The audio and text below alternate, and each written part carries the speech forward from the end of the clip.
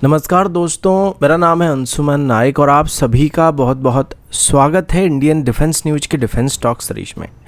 जहां पर हम रोज़ नए नए डिफेंस अपडेट्स के बारे में बात करते हैं। तो चलिए देर न करते हुए आज की वीडियो शुरू करते हैं।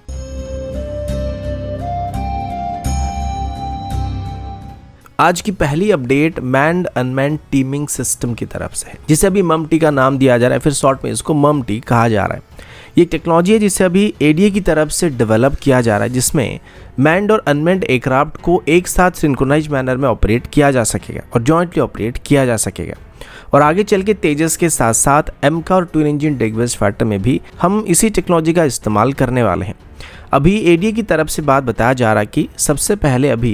तेजस के एक नेवल प्रोटोटाइप में इसी टेक्नोलॉजी को इंटीग्रेट करके टेस्ट किया जाएगा और इसकी टेस्टिंग को 2025 से 2026 के बीच शुरू करने का प्लान किया गया है। इसमें मेनली 4 तरह की टेस्टिंग को करने का इनिशियली फैसला किया गया। सबसे पहले तो इसमें तेजस को एक मदरशिप की तरह इस्तेमाल किया जाएगा, जिसके साथ 2 से 4 अनमैन्ड एरियल व्हीकल ऑपरेट करेंगे। पहले टेस्ट के दौरान तेजस और यूएवीज को टेक ऑफ कराया जाएगा और उसके बाद मदरशिप के साथ ये यूएवी फॉर्मेशन में फ्लाइंग करने वाले हैं, जिसमें मैन्ड और अनमैन्ड प्लेटफॉर्म के बीच क्लोज कोऑर्डिनेशन को मेंटेन करने की टेस्टिंग की जाएगी कि सही तरीके से एक साथ ऑपरेट कर पाते हैं फिर नहीं कर पाते। इसके बाद इनकी इन्फॉर्मेशन शेयरिंग सिस्टम को टेस्ट किया जाएगा, जिससे ये सभी एक दूसरे के साथ डाटा को एक्सचेंज करेंगे, यानी डाटा लिंक सिस्टम इनकी सही तरीके से काम करती है नहीं उसको चेक किया जाएगा। यानी कि अगर इसमें से कोई एयरक्राफ्ट या यूएवी किसी चीज को डिटेक्ट करता है तो उस ग्रुप में मौजूद सभी इस चीज को देख पाएंगे और सेम डाटा उस ग्रुप में मौजूद सभी एयरक्राफ्ट और यूएवीज के पास तुरंत ही ट्रांसफर हो जाएगा। इसके बाद यूएवीज को मदरशिप की तरफ से किसी टारगेट पर स्ट्राइक करने के लिए कहा जाएगा और इसकी टेस्टिंग की जाएगी कि वो दिए गए टास्क को सही तरीके से कर पाते हैं फिर नहीं कर पाते हैं। और इसके बाद इमरजेंसी में या मिडवे में अगर मिशन में कोई चेंज आती है तो ये किस तरीके से उसको परफॉर्म करते हैं उसके बारे में टेस्टिंग की जाएगी। मतलब अगर इनिशियली एक यूनिट को पॉइंट ए पर स्ट्राइक करने का टास्क दिया गया होगा, लेकिन बीच रास्ते में हेडक्वार्टर से ऑर्डर दिया जाता है कि हमें पॉइंट ए पर नहीं किसी दूसरी जगह पर स्ट्राइक करना है या फिर अटैक करना है, तो चेंज को किस तरीके से ममटी सिस्टम परफॉर्म करता है वो टेस्टिंग की जाएगी, जिसको मिशन या फॉर्मेशन रीरूटिंग कहा जाएगा। और ये सभी सिस्टम पहले टेस्ट करना काफी जरूरी है, क्योंकि इनका रियल वर्ल्ड में आगे चल के काफी जरूरत पड़ने वाली है। अगला अपडेट रफाल की तरफ से है। आप सभी को ये बात पता होगा कि अभी इंडियन नेवी की तरफ से रफाल एम को खरीदने का फैसला किया गया और इंडियन नेवी की टेंडर में भी रफाल एम को विनर घोषित किया जा चुका है। इसके बाद अभी ये पता चला कि नेवी की तरफ से भी इस डील में रफाल के साथ इसकी एडिशनल वेपन पैकेज को भी खरीदने का प्लान बनाया जा रहा है, जिसमें मिट्योर जैसे बीवीआर मिसाइल और स्कैल्प जैसे एंटीशिप मिसाइल को एक्वायर करने के लिए अभी भारत और फ्रांस के बीच बातचीत किया जा रहा है। इसमें मिट्योर मिसाइल रफाल को दुनिया के किसी भी ओपोनेंट के अगेंस्ट में बीवीआर एडवांटेजेस को मेंटेन करने में मदद करने वाली है, तो दूसरी तरफ स्कैल्प जो कि एक लॉन्ग रेंज की स्टेल्थ एंटीशिप मिसाइल है, ये हमें दुश्मन की वॉरशिप्स को लॉन्ग डिस्टेंस से ही स्ट्राइक करने की कैपेबिलिटी देने वाला है।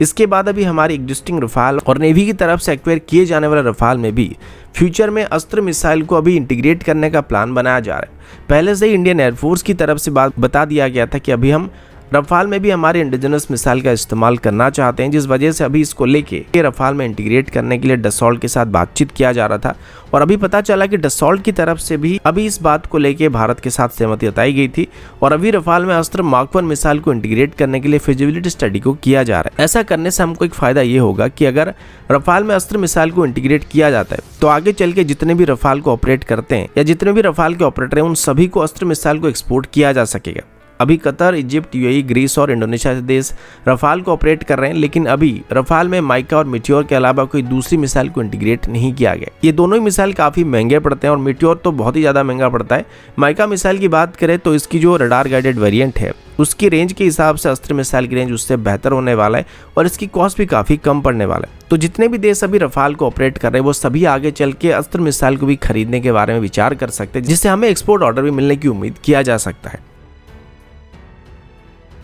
अगला अपडेट एचएएल की तरफ से होने वाली, जिसमें हम एचएएल की तरफ से दिए गए कुछ रिसेंट अपडेट के बारे में बात करने वाले हैं। सबसे पहले चलिए तेजस से शुरुआत करते हैं। एक दिन पहले ये बात सामने आया था कि 30 तारीख को होने वाली डिफेंस एक्विजिशन काउंसिल की मीटिंग में एडिशनल 97 तेजस MK-1 के लिए ऑर्डर को अप्रूव किया जाने वाला है, जिसके बाद शायद 2024 की एंड में और 2025 की शुरुआत में तेजस MK-1 के लिए एडिशनल ऑर्डर को प्लेस किया जाएगा। लेकिन अभी एचएएल के पास जो सबसे बड़ी चैलेंज है वो इनकी डिलीवरी को लेकर होने वाली है। क्योंकि अभी पहले से ही 83 तेजस Mk1A की डिलीवरी पेंडिंग पड़ा हुआ है, जिसे HAL 2028 के आसपास डिलीवर करने की उम्मीद कर रहा है। लेकिन सेम प्रोडक्शन रेट में अगर एडिशनल एयरक्राफ्ट को डिलीवर करने की कोशिश की जाती है तो बाकी बचे हुए 97 तेजस Mk1A को डिलीवर करने में HAL को 2035 से ज़्यादा वक्त लग जाएगा, जिस वजह से अभी HAL की तरफ से अपनी प्रोडक्शन रेट को अभी के मुकाबले 3 गुना तक बेहतर करने के बारे में विचार किया जा रहा है, जिसे 2027 तक फुली ऑपरेशल करने की बात की गई है। इसके बाद